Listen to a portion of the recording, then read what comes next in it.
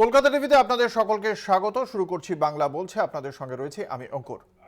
আমরা আজ সকালেই দেখেছিলাম দিল্লির মুখ্যমন্ত্রী অরবিন্দ কেজরিওয়ালের মন্ত্রিসভার এক সদস্য প্রথমে যে টুইট করলেন তাতে তিনি লিখলেন যে দিল্লির মুখ্যমন্ত্রীকে গ্রেপ্তার করতে পারে কেন্দ্রীয় তদন্তকারী সংস্থা এনফোর্সমেন্ট ডিরেক্টরেট।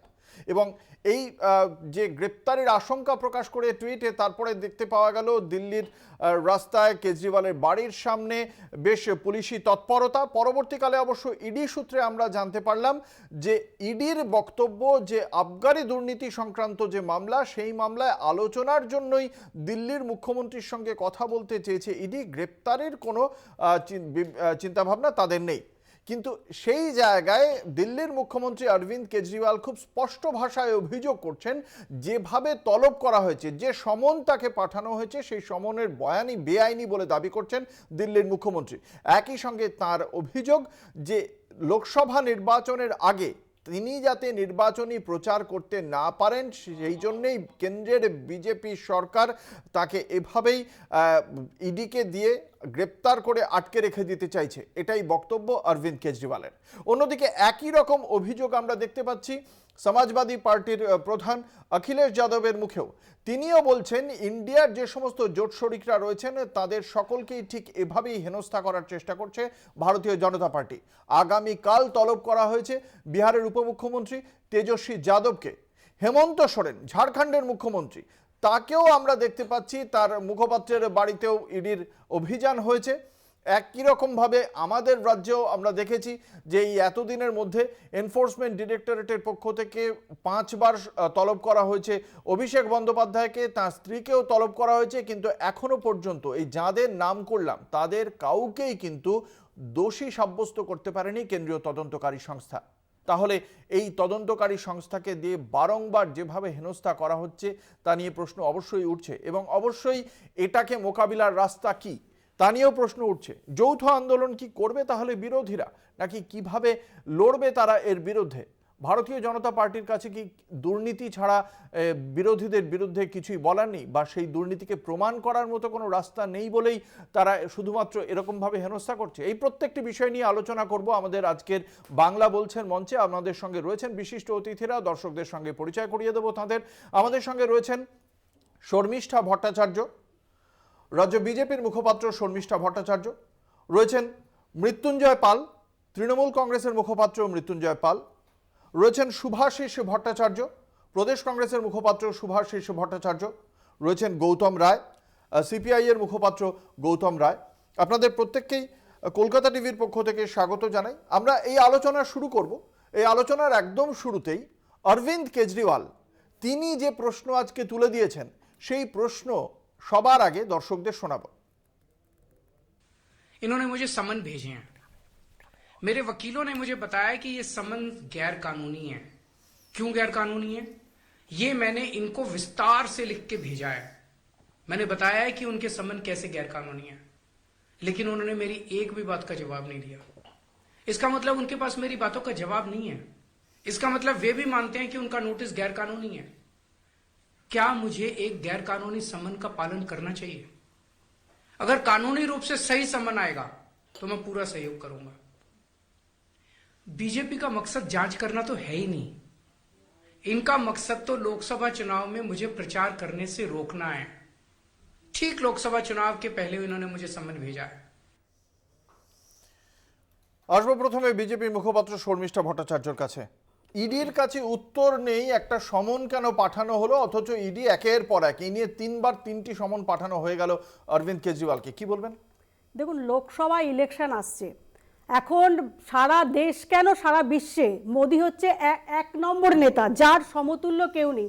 এবং ভারতবর্ষের ক্ষেত্রে নরেন্দ্র মোদীর যে বিভিন্ন প্রকল্পগুলো একটার পর একটা বললে এখন আপনার শো শেষ হয়ে যাবে, সেখানে সারা ভারতবর্ষের কোটি কোটি মানুষ যেভাবে উপকৃত হয়েছে এটা বুঝতে পারছে। এই যে ইন্ডি জোট, এই যে ইন্ডি জোট এই খান খান হয়ে গেছে, কারোর সঙ্গে কারোর মিল নেই, আসন সমঝোতা করতে পারছে না, রোজ এদের মধ্যে মনোমালিন্য, এখন ভেসে থাকার একটা চেষ্টা। আজকে আপনি বলুন না, এতগুলো বিধানসভা ইলেকশন হলো, তেলেঙ্গানা কোথাও দেখেছেন কাউকে প্রচারে বাধা দিয়েছে? আজকে এই যে কথা, কিন্তু ফেক কথাবার্তা যে কথাগুলো বলছে, আজকে ভারতবর্ষের রাজনীতিতে লোকসভার আগে ভেসে থাকার চেষ্টা, খবরের শিরোনামে ওঠার চেষ্টা, এগুলোর থেকে এই কথাগুলো বলছে। তাহলে এবং আপনাকে একটু আমাদের- স্মরণ করিয়ে দিই, আপনি বললেন, আমি আপনাকে বাধা দিইনি। দুটি বিষয় নিয়ে প্রথমত আপনাকে বলি, আপনি প্রথমত ইডির সমনের বিষয়টি নিয়ে কোনো উত্তর দিতে পারেননি। আপনি যেহেতু বললেন কোথাও দেখেছেন কাউকে প্রচারে বাধা দেওয়া হয়েছে, আপনাকে মনে করিয়ে দিই, ছত্তিশগড়ে বিধানসভা নির্বাচনের প্রথম দফা ভোট গ্রহণের ঠিক 4 দিন আগে মহাদেব অ্যাপ বেটিং কেলেঙ্কারির অভিযোগ করা হয়েছিল। বলা হয়েছিল বাঘেল নামক কাউকে নাকি 5 কোটি টাকা দেওয়া হয়েছে। ঠিক তার ভোটের পর্বটা মিটে যাওয়ার পরেই সেই ব্যক্তি তথাকথিত অসীম দাস তিনি আদালতে দাঁড়িয়ে বললেন ইডি তাকে জোর করিয়ে ওই কথা বলিয়েছে। উত্তর শুনবো। না না না, শুনুন, সারা দেশে এটা আমাদের ঘোষিত নীতি, দুর্নীতির বিরুদ্ধে, পরিবারতন্ত্রের বিরুদ্ধে বিজেপির লড়াই চলবে। এবং কেন্দ্রীয় ইডি যে তদন্তগুলো চলছে, আপনি পশ্চিমবঙ্গ সব কিন্তু কোর্টের নির্দেশে চলছে, সমস্ত মানি লন্ডারিং হোক যাই হোক, কাউকে কিন্তু ছাড়া হবে না, সেই হোক সেই, যদি বিজেপির কর্মী হয় খুব ভালো তাকেও কথা, তো ছাড়া হবে না। আমরাও তো সেটাই সুতরাং চাই, যদি এটাই তো কেজরিওয়াল- চাই। শর্মিষ্ঠা দেবী, যে প্রশ্নটা অরবিন্দ শুনুন। কেজরিওয়াল তুলছেন যে তিনি যখন আইনি ব্যাখ্যা চেয়েছেন, তাহলে সেই আইনি ব্যাখ্যা এনফোর্সমেন্ট ডিরেক্টরেট কেন না, দিতে পারছে না? তদন্তের ক্ষেত্রে তো যাকে খুশি ডাকতেই পারে। আজকে না, আমাকেও ডাকতে ডাকতে পারে, পারে, তাহলে ডাকার তাহলে- ক্ষেত্রে না না With logic ডাকতে হবে। উইথ ডাকতে লজিক, পারে। এক্স্যাক্টলি, আইনি ডাকতে পারে, নিশ্চয়ই ডাকতে পারে। আইনি ভিত্তি থাকতে হবে। আপনাকে ডাকতে হবে উইথ লজিক। নিশ্চয়ই ডাকতে পারে, যাকে With খুশি reasons. ডাকতে পারে। আমার যদি তদন্তের খাতিরে কাউকে ডেকে মনে হয় এখানে কিছু তথ্য, ইডি ডাকতেই পারে, সিবিআই ডাকতেই পারে, সেখানে আমাদের কিছু, আমি যদি কিছু না করি আমি কেন তাহলে বলবো? আমি না, তো যাবো, ডাকতে পারে, তাকে সাহায্য তার করবো। আইনি এটাই ভিত্তি তো থাকতে আমাদের হবে। একজন মানে নাগরিক হিসাবে ধরুন আমাদের আজকে উচিত। আজকে আজকে এই যে অরবিন্দ কেজরিওয়ালের ঘটনায় তো আপনাকে ডাকতে পারে না, কারণ আপনি না, ওর না, মধ্যে নেই। তার মানে তো একটা নিশ্চয়ই না, নিশ্চয়ই আইনি নিশ্চয়ই ভিত্তি না। থাকতে হবে। সেই শুনুন, আইনি ভিত্তি লজিক ছাড়া থাকতে আপনাকে কেন ডাকবে? তার- নিয়োগ দুর্নীতিতে আপনাকে কেন তার ডাকছে না? মানে কোনো আইনি ভিত্তি নেই। একজন এমনি জড়িত আছে, সে এখন তার বিচার চলছে, হ্যাঁ। আছে তো, সুতরাং হতেই পারে, তাকে তো তাহলে ডাকতেই ইডি পারে তার তাকে। প্রশ্নের উত্তর দিতে পারছে না কেন? ইডি তার, শুনুন, ইডি কেন জনসম্মুখে তার আগে, তদন্তের আগে প্রশ্নের উত্তর দেবে সাংবাদিককে, বলুন তো? বেশ, তার তদন্ত বেশ, আপনার হবে। বক্তব্য আমি হ্যাঁ, আপনার তারপরে প্রথম দফায় বক্তব্য শুনলাম। আমি আসবো তৃণমূল কংগ্রেসের মুখপাত্রের কাছে। আজকে আঞ্চলিক দল হিসেবে আম আদমি পার্টিও একটা অত্যন্ত গুরুত্বপূর্ণ দল। পাঞ্জাবে তারা শাসনে রয়েছে, তাছাড়া গুজরাটেও ভালো পার্সেন্টেজ পেয়েছে, গোয়াতে ভালো পার্সেন্টেজ পেয়েছে নির্বাচনে। এহেন দলের যিনি প্রধান, তাকে নির্বাচনী প্রচারে আটকে দেওয়াই বিজেপির উদ্দেশ্য বলে দাবি করছেন আম আদমি পার্টির প্রধান অরবিন্দ কেজরিওয়াল। তৃণমূল কিভাবে দেখে অরবিন্দ কেজরিওয়ালের এই অভিযোগকে, কতটা সত্য বলে তারা মনে করছে? বিজেপির মুখপাত্র সুস্মিতা দি বলার সময়, শর্মিষ্ঠা ভট্টাচার্য। শর্মিষ্ঠা দি বলার সময় মানে বলছিল যে বিজেপির ঘোষিত নীতি। এবার ঘোষিত নীতি বলতে গিয়ে কি বলতে গেল আমি বুঝতে পারলাম না। ঘোষিত নীতি এটাই, আমরা জানি যে ভারতবর্ষে যারা ভারতীয় জনতা পার্টির বিরোধিতা করবে তাদের বিরুদ্ধে কেন্দ্রীয় এজেন্সি লাগিয়ে দাও। ইডি যেই কেসটা কোথায় এটা নিয়ে প্রমাণ দেখাও? ভারতীয় জনতা পার্টির বিরোধিতা, এটা প্রমাণ দেখাও। তাহলে কি বলতে চাইছো বাংলায় চুরি হয়নি? হয়েছে, হয়নি, চুরি হয়েছে পশ্চিমবাংলায়, হয়নি? হয়েছে পশ্চিমবঙ্গে চুরি হয়েছে, চুরিটা শুভেন্দু অধিকারী করেছে। শুনে নিই, শুভেন্দু শুনে নিই, অধিকারী আমরা শুনে নিই সবচেয়ে বড় একবার। চোর। ওই তোমরা নিয়ে তদন্ত ওই নিয়ে করো, আলোচনা হবে। কোর্টে আমরা যাও, তদন্ত করো, তৃণমূলের কোর্টে যাও। বক্তব্যটা আপনি শুনে নিই। আপনার বেলা ধৈর্য ধরে শুনলাম, আপনি যদি না ধৈর্য ধরে শুনতে চান তাহলে আমি আপনার বেলা চেঁচাবো না, আপনি বললে আমি চুপ করেই যাব। যাই হোক, এবার যেটা বলছিলাম যে ইডির যেই কেসটা নিয়ে অরবিন্দ কেজরিওয়াল যে বললো সমন ডাকালো, এইখানে ইডির যে দিল্লির অ্যাসিস্ট্যান্ট ডিরেক্টর পবন খত্রি, সে 5 কোটি টাকা ঘুষ নিতে গিয়ে হাতে নাতে ধরা পড়েছে। ইডি নিজে চুরি করছে, রাজস্থানে সিবিআই চুরি করছে 10 জন আধিকারিক। ইডির অ্যাসিস্ট্যান্ট ডিরেক্টর দিল্লির চুরি করতে গিয়ে 5 কোটি টাকা চুরি করতে নিয়ে হাতে নাতে ধরা পড়েছে। তাহলে ইডির বিশ্বাসযোগ্যতা কোথায়? ইডি নিজে প্রত্যেকটা জায়গায় এই ধরনের কেন্দ্রীয় এজেন্সি ব্যবহার করা হচ্ছে, এবং যাদের বিরুদ্ধে ব্যবহার করা হচ্ছে আপনি বলুন তো, অজিত পাওয়ার, চাক্কি পিসিং, এখন ডেপুটি চিফ মিনিস্টার। আপনি বলুন ছগন ভুজবাল, 870 কোটি টাকার মহারাষ্ট্র সদন কেলেঙ্কারি, 20 কোটি টাকার সম্পত্তি অ্যাটাচ করা হয়েছিল, ইডি অ্যাটাচ করেছিল। এখন ইডি মানে ভারতের ইডি বলছে যে না, আমরা কেসটা প্রত্যাহার করে নিচ্ছি। 2022 সালে এসে দাঁড়িয়ে ইডি বলছে কেস প্রত্যাহার করে নেবো, 20 কোটি টাকা সম্পত্তি অ্যাটাচ হয়েছে। ইডির বিশ্বাসযোগ্যতা কি? ভারতীয় জনতা পার্টি চাইছে বিরোধী আওয়াজগুলো, বিরোধী কণ্ঠস্বরগুলোকে আটকে রাখার জন্য। এর জন্য কেন্দ্রীয় এজেন্সি হয় টাকা দিয়ে নেবে, দল পরিবর্তন করো, না হলে ওই মানে আমরা বলছি হর্স ট্রেডিং, না হলে যদি কেউ না যায় তাহলে আপনি কেন্দ্রীয় এজেন্সি ব্যবহার করো। আর আলটিমেটলি এই ধরনের ঘটনা ঘটবে। বিহারে আপনি দেখেননি, যেদিনকে মানে জেডিইউ মানে ওদের সাথে জোট থেকে বেরিয়ে আসলো, সেদিনকেই বিরোধী দলের সমস্ত, বিহারে বিরোধী দলের 26 জনের বাড়িতে রেড হয়েছিল 1 সপ্তাহের মধ্যে। এটা তো আমরা দেখতে পাচ্ছি সারা বেশ। ভারতবর্ষে।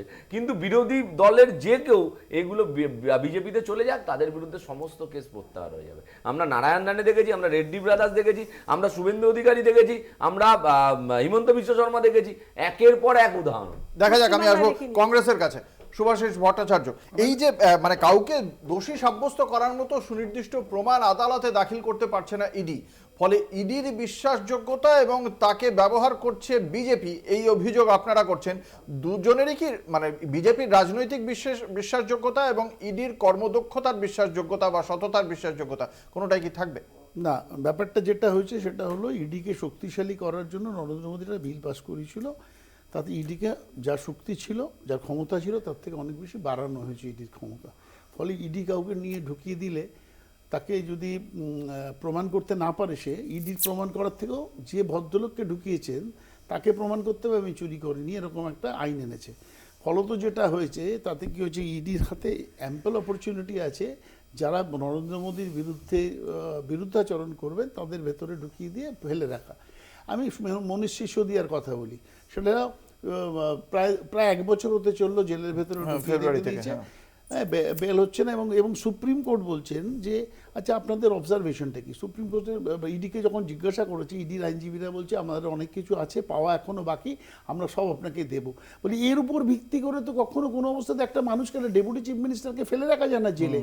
Jail is not the rule, jail is the exception, bail হচ্ছে rule। Bail is the rule. তা আমি তো আপনারা দিতে পারছেন না ডকুমেন্টস, কোনো প্রমাণ দিতে পারছে না, অথচ তাকে আমার ফেলে রাখতে হবে। শুধু মনোজ সিসোদিয়া নয়, সে তো আপ পার্টির বিজেপি বিরোধী বলে সত্যেন্দ্র জৈন, সঞ্জয় সিং, এরা পড়ে রয়েছে। অথচ আমরা পাশাপাশি, মৃত্যুঞ্জয় ঠিক কথা বলছিল, পাশাপাশি দেখেছি যে বিজেপির মানে সঙ্গে যারা যারা চলে গেছে, যাদের যাদের জেল খাটানোর কথা ছিল, নারায়ণ রানে কি ইডি ফোন করেছিল, ইডি নারায়ণ রানকে উত্তর দিয়েছে ইডিকে যে আমি তো গতকাল বিজেপিতে জয়েন করে গেছি। ইডি তখন বলেছে ও সরি আমি জানতাম না যে আপনি জয়েন করে গেছেন। তো ব্যাপারটা এরকম হয়েছে যে ভারতবর্ষ জুড়ে যদি সমস্ত আস্তাকুরের ক্রিমিনালস এবং মানে আর্থিক নয়ছয় এটাকে করেছে, মিডিয়া দেখিয়েছে কোথাও? আমি বলি নয়ছয় করে, আমি বলি নয়ছয় করেছে যারা, তারা নরেন্দ্র মোদীর কাছে চলে গেছে। এবং 27শে জুন একবারে। আমি 27শে জুন নরেন্দ্র মোদী ভাষণ দিয়েছিলেন মধ্যপ্রদেশে যে অজিত পাওয়ারকে জেল খাটাবেন, তারপর ডেপুটি চিফ মিনিস্টার করেছেন। আমি একটা ছোট্ট ঘটনা বলি, যে কারণে মনোজ সিসোদিয়া জেলে আছেন, একই জায়গায় এফআইআর নেমড কবিতা, চন্দ্রশেখর রায়ের মেয়ে, তাকে ধরছে না। তাকে ধরার জন্য কেন ধরছে না, তার জন্য বিজেপির সভাপতি, তেলেঙ্গানা সভাপতি মিছিল করেছিল, তার জন্য তেলেঙ্গানা সভাপতি বদলে গেছে। বদলে দিয়েছে। এই হলো এখানে একটা মোটামুটি দ্বিচারিতার অভিযোগ করছেন বিরোধীরা বিজেপির বিরুদ্ধে। আমরা সেই আলোচনায় থাকবো, বাকিদের অভিমত শুনবো। একটা ছোট্ট বিজ্ঞাপনী বিরতির সময় হয়েছে, বিরতির পর ফিরে আসছি, সঙ্গে থাকুন। ফিরে এলাম বিরতির পর, আপনারা দেখছেন বাংলা বলছে, আপনাদের সঙ্গে রয়েছে আমি অঙ্কুর। যে চিত্র আমরা দেখতে পাচ্ছি সেখানে ইন্ডিয়া জোটের যে সমস্ত শরিকরা রয়েছেন তাদের মধ্যে অরবিন্দ কেজরিওয়াল, তিনি সরাসরি বিজেপির বিরুদ্ধে তোপ দাগছেন এবং সেখানে তার বক্তব্য নির্বাচনী প্রচার থেকে তাকে যাতে আটকে রাখা যায় সেই কারণেই কেন্দ্রীয় তদন্তকারী সংস্থাকে ব্যবহার করছে কেন্দ্রের বিজেপি সরকার। এ বিষয়ে আমি তৃণমূল কংগ্রেস, ভারতীয় জনতা পার্টি, প্রদেশ কংগ্রেসের বক্তব্য শুনেছি। আমরা একবার শুনবো আজকে ঠিক এই বিষয়ে অখিলেশ যাদব, সমাজবাদী পার্টির প্রধান, তিনি কি অভিযোগ করছেন বিজেপির বিরুদ্ধে। कोई नई चीज नहीं हो रही है कि जितने भी विपक्ष के नेता हैं उनके खिलाफ लगातार सरकार कार्रवाई कर रही है, दबाव बना रही है और बदनाम कर रही है। सबसे बड़ी बात है कि उनकी क्रेडिबिलिटी पे सवाल खड़ा करना चाहती हैं एजेंसीज, और पूरा देश जानता है कि एजेंसीज का इस्तेमाल हो रहा है। सरकार के खुद लोग कहते हैं कि एजेंसी का इस्तेमाल होने से सरकार का ही नुकसान होगा। अगर ये घटना हो रही है केवल एक पॉलिटिकल पार्टी, एक लीडर के साथ नहीं है, देश के जितने भी विपक्षी नेता हैं एक एक कर करके उनके खिलाफ कार्रवाई हो रही है, केवल जनता में दिखाने के लिए। सच्चाई तो ये है कि सबसे बड़ा स्कैंडल क्या हुआ, नोटबंदी, जीएसटी या पॉलिसी के बाद भी लोगों के पास नोट पकड़ा जा रहा है। आप किसी को भी परेशान करें तो ये केवल पॉलिटिकल एजेंडा है उनका, लोगों को गुमराह करने का। আমি আসবো সিপিআই এর মুখপাত্র গৌতম রায়ের কাছে। আপনার কি বক্তব্য এই বিষয়ে? ঘটনাটা উনি বলছিলেন, বিজেপির মুখপাত্র বলছিলেন যে মোদি হচ্ছেন 1 নম্বর এখন বিশ্বে, আর গোটা দেশে প্রচুর জনগণের পক্ষে সমস্ত বিভিন্ন ধরনের উনি প্রজেক্টের কথা বলছিলেন, যেটা উনি লাগু করেছেন। গোটা ভারতবর্ষ তো দেখছে বেকারির অবস্থা কি, গোটা ভারতবর্ষ দেখছে যে কোটি কোটি টাকা যারা আত্মসাৎ করে নিয়ে চলে যায় তাদের বিরুদ্ধে এই সরকারের কি দৃষ্টিভঙ্গি। এরা মেহুল, নীরব মোদী, ললিত মোদী এদের সম্বন্ধে কোনো কথা বলতে ভয় পায়, এবং এরা কাজ করছে, এই সরকার কাজ করছে একদম ব্যবসাদারদের পক্ষে। আদানি আম্বানির ঘরে টাকা যাবে আর গরিব আরো বেশি গরিব হবে, এই নীতিতে সরকার তারা চালাচ্ছে। এবং এজেন্সির ক্ষেত্রেও ঠিক একই পদ্ধতি, কোনো তফাৎ নেই। তফাৎটা হচ্ছে কোনো ভাবনার কোনো আলাদা করে কোনো ডিমার্কেশন নেই। আমার বিরুদ্ধে কোনো কথা, সেটাকে সহ্য করা, সেটাকে টলারেট করার মতো কোনো টলারেন্স এই সরকার বা এই দলের নেই। এরা বিপক্ষ কোনো মতকে, বিরোধী কোনো মতকে, বিরোধী কোনো কণ্ঠস্বরকে এরা জাগৃত করতে দেবে না। এবং এবং সেই সেক্ষেত্রে কারণেই এদিকে ব্যবহার। সেই ক্ষেত্রেই নাহলে দেখুন, সেই ক্ষেত্রেই এ তো আলাদা আলাদা দল, আপ একটা আলাদা দল, স্বাভাবিকভাবেই অরবিন্দ কেজরিওয়াল, আপনার অখিলেশ যাদব, এই প্রত্যেকটা বিরোধী দলের নেতাদের বিরুদ্ধে এই যে এজেন্সিকে ব্যবহার করার যে তারা অতি সক্রিয়তা দেখাচ্ছে, এটা তো কি প্রমাণ করে? এটা তো বিভিন্ন রাজনৈতিক দল, তো বিভিন্ন রাজনৈতিক দলের বিরোধী নেতাদের বিরুদ্ধে প্রত্যেকের ক্ষেত্রেই এই অতি সক্রিয়তার মানেটা কি? এ মানে বুঝতে তো লোকের অসুবিধা হওয়ার কথা না।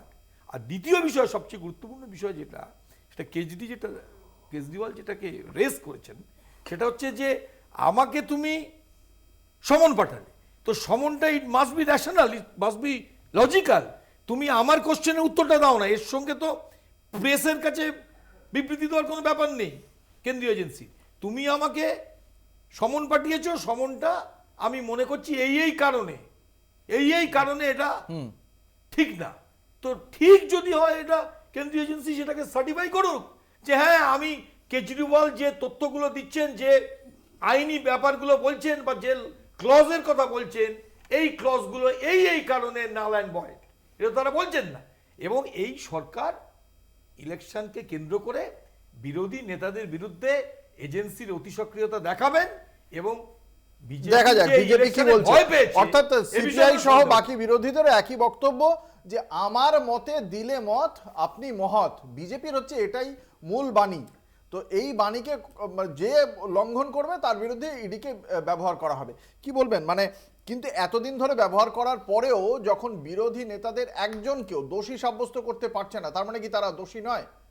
শর্মিষ্ঠা দেবী, 34 বছর সিপিএম পশ্চিম বাংলায় রাজত্ব করেছে, এবং স্বাধীনতার পরে সবথেকে বেশি ভারতবর্ষে যারা শাসন করছেন তারা কংগ্রেস। এখনও সিপিএম লড়াই করছে সবার পেটে ভাত, সবার কাজে কাজ, হাতে কাজ। এর থেকে হাস্যকর কিছু আছে? 34 বছর শাসন করে এখনো বলছে সবার পেটে ভাত, সবার হাতে কাজ। তার মানে আপনারা 34 বছর কিছু করেননি, কিচ্ছু করেননি, আপনারা কিচ্ছু করেননি। একের পর এক কলকারখানা, সমস্ত কিছু মানুষ। আজকে আপনারাই তো ইংলিশ তুলে দিয়ে, আমরা কম্পিউটার রাস্তায় দিয়ে পড়াশোনাটাকে রাস্তায় বসিয়ে দিয়েছেন। আপনারাই আজকে এত পরিযায়ী শ্রমিক আপনাদের সময় থেকেই সমস্ত কিছু। সুতরাং এখনো আপনারা লড়াই করছেন সবার পেটে ভাত, সবার হাতে, সব থেকে হাস্যকর। এবং কংগ্রেস এত বছর রাজত্ব করেও কংগ্রেস আজকে কেন বলুন তো নরেন্দ্র মোদীকে সেই কাজগুলো করতে হচ্ছে? আজকে আপনারা নরেন্দ্র মোদী ইন্ডিয়া জোটে কারা রয়েছে শরিকগুলো আপনারা দেখুন, একের পর এক মাথাগুলো, লালু প্রসাদ থেকে সবাই কোনো না কোনো কেসের সঙ্গে যুক্ত, সবাই অভিযুক্ত, কেউ কেউ জেল খেটে এসেছেন। আপনারা তাদের হয়ে সওয়াল করছেন। নরেন্দ্র মোদীর বিরুদ্ধে কিন্তু বেশ, আপনি আপনাকে বলার সুযোগ দিয়েছি। শর্মিষ্ঠা দেবী, আপনি আপনার বলার বক্তব্য রেখেছেন, আমি বাকিদের অভিমত শুনি। আপনি যে অভিযোগগুলো তুললেন, বাকিদের অভিমত শুনবো। আসছি কংগ্রেস, সুভাষিস ভট্টাচার্য, কংগ্রেস এবং সিপিআই কে সবার আগে অভিযোগ করেছেন বা তাদের দিকে আঙুল তুলেছেন বিজেপির মুখপাত্র। শুনবো আপনাদের উত্তর। সত্যি তো, কংগ্রেস না থাকলে আইআইএম হতো না, কংগ্রেস না থাকলে আইআইটি হতো না, কংগ্রেস না থাকলে স্বাস্থ্য ব্যবস্থা ওরকম হতো না, এইমস হতো না, বা কংগ্রেস না থাকলে পরে ইউনিভার্সিটিজ হতো না। এক মিনিট বলে নেই কংগ্রেস না হলে পরে গ্রিন রেভলিউশন হতো না, কংগ্রেস না থাকলে হোয়াইট রেভলিউশন হতো না, কংগ্রেস না থাকলে পরে সামরিক শক্তি বৃদ্ধি পেত না, কংগ্রেস না থাকলে মঙ্গলযান যেত না, ইসরো তৈরি হতো না। কংগ্রেস তো সত্যি খারাপ কাজ করেছে। মোদিজি চেয়েছিলেন যে এসে শুধু বসে বসে পয়সা লুটবেন, তাই করেছেন। কিন্তু ঘটনা হলো ভারতবর্ষে স্বাধীনতার পর থেকে 2014 অবধি ভারতবর্ষের যা ঋণ ছিল 55 লক্ষ কোটি টাকা। আজকে সেই ঋণ ভারতবর্ষের 2,03 কোটি টাকা। সুতরাং নরেন্দ্র মোদী যদি আর্থিক অবস্থা এত ভালো হতো তাহলে এই ঋণ নিচ্ছে কেন? ঋণ করে ঘি খাওয়ার জন্য ব্যবস্থা করছেন। তা গরিবরা কি করছে? ক্ষুধা সূচকে দেখুন গরিবে তর হচ্ছে। ক্ষুধা সূচক থেকে আরম্ভ করে মিডিয়াদের স্বাধীনতা সব দিক দিয়ে খর্ব করেছে, সিজিআইকে ধমকাচ্ছে এবং ইলেকশন কমিশনকে হাতে নিচ্ছে। এগুলো কেন করে হলো যখনই দেখেছে এত হিন্দু মুসলমান কোনো 37% বেশি ভোট উঠছে না, তখন মনে হয় যেন না ইন্ডিজোটকে আটকাতে গেলে পরে তাহলে ইডি সিবিআইকে ব্যবহার করতে হবে, নাহলে জিতে আসার কোনো জায়গা নেই। যতই যা করুক মানুষের মধ্যে যা ক্ষোভ তৈরি হয়েছে, সে ক্ষোভ থামাল দিতে গেলে ED CBI is the best possible to combat the. আমি আপনাকে ঠিক সময় দেবো। আসবো তৃণমূল কংগ্রেসের মুখপাত্রের কাছে। আজকে আমরা যখন দেখেছি সাম্প্রতিক অতীতে পরপর দুবার রাজ্যে এসেছিলেন কেন্দ্রীয় স্বরাষ্ট্রমন্ত্রী অমিত শাহ, এবং তিনি সেটা তার রাজনৈতিক কর্মসূচিতে এসেছিলেন, এবং সেখানে আমরা দেখেছি মঞ্চ থেকে যখন নিচে কর্মী সমর্থকরা চোর চোর স্লোগান দিয়েছেন, তখন কিন্তু অমিত শাহ সেই স্লোগানে গলা মেলাননি। কি মনে হচ্ছে ভারতীয় জনতা পার্টি তাহলে সেক্ষেত্রে আমাদের রাজ্যে এসে অন্য কথা বলছে কেন? সারা এইটা একটা তথ্য দিই, এডিআর রিপোর্ট বলছে ভারতবর্ষের সংসদ মানে সাংসদদের মধ্যে এমপি এবং মানে যারা রাজ্যসভার সাংসদ, যারা লোকসভার সাংসদ, তার মধ্যে যাদের এগেনস্টে ক্রিমিনাল কেস আছে তার মধ্যে 139 জন হলো ভারতীয় জনতা পার্টি। ভারতীয় জনতা পার্টি বলছে, এটা এডিআর রিপোর্ট, ভারতীয় জনতা পার্টি বলছে আজকে বিরোধীদের কথা। সারা ভারতবর্ষের টোটাল যতজন জনপ্রতিনিধিদের মধ্যে কেস আছে, রেপ কেস, হায়েস্ট হলো ভারতীয় জনতা পার্টি, তারা পদাধিকারী। এই দলটা, এই রিপোর্টগুলো মানে অ্যাভেলেবেল, এই তারা বলছে, বিরোধীদের বলছে কংগ্রেসের সাথে আমাদের আইডিওলজিক্যালি লড়াই থাকতে পারে, সিপিএমের সাথে থাকতে পারে, কিন্তু ভারতবর্ষের একমাত্র দল ভারতীয় জনতা পার্টি যারা রেপিস্টদের সমর্থনে মিছিল বার করেছিল, উন্নাওতে একজন রেপিস্টের সমর্থনে ভারতীয় জনতা পার্টির ঝান্ডা নিয়ে মিছিল বার করা হয়েছিল। এটা ভারতবর্ষের দ্বিতীয় নজির দেখাতে পারবেন না আপনি। এদের মুখে বিরোধীদের এগেনস্টের কথা শুনবো, বিরোধীরা কে কি ভুল করছে, কে কার এগেনস্টে ক্রিমিনাল কেস আছে, কারা, তাদের মুখে এই কথা শুনতে হবে। আমার বিরুদ্ধে কংগ্রেস বলবে, কংগ্রেসের বিরুদ্ধে আমি বলবো, সিপিএম এর বিরুদ্ধে বলবো। সিপিএম অত্যন্ত খারাপ দল ছিল, সিপিএম খুনি ছিল, বামফ্রন্টে খুনি ছিল, খুন করেছে, কিন্তু তার জন্যই মানুষ বিরোধিতা করেছে। কিন্তু এই কথা বলতে পারি যে সিপিএম এর এগেনস্টে আমরা বলতে পারবো যে জ্যোতি বসু বলেছিল বানতলা ধানতলা নিয়ে, কিন্তু ধর্ষণকারীর সমর্থনে মিছিল এই ভারতবর্ষে একমাত্র বিজেপি করে। আসবো আমরা এই আলোচনায়, বাকিদের অভিমত শুনবো। একটা ছোট্ট বিজ্ঞাপনী বিরতির পর ফিরে আসছি, সঙ্গে থাকুন। ফিরে এলাম বিরতির পর, আপনারা দেখছেন বাংলা বলছে, আপনাদের সঙ্গে রয়েছে আমি অঙ্কুর। যে আলোচনায় আমরা ছিলাম সেখানে একই রকম ভাবে ভারতীয় জনতা পার্টি আক্রমণ করেছিল কংগ্রেস এবং বামেদের। আমি উত্তর শুনবো গৌতম রায়ের কাছ থেকে। ঘটনাটা হচ্ছে উনি বলে গেলেন, অনেক কথাই পরপর বলে গেলেন। এখন একটু ভেবে দেখার দরকার, আমি ভেবে দেখতে বলছি যারা দেখছেন, যে গৌরী লঙ্কেশের মতো সাংবাদিক হারিয়ে যান, গোবিন্দ পানসারে খুন হন এবং গোটা দেশের লোকসভাতে ও বলছিল সব থেকে বেশি কারাপ্ট পারসনস তারা একটা দলের হয়ে এমপি প্রতিনিধিত্ব করছেন, সে দলটার নাম বিজেপি। রেপিস্টদের পক্ষে শুধু মিছিল করেন তা না, এরা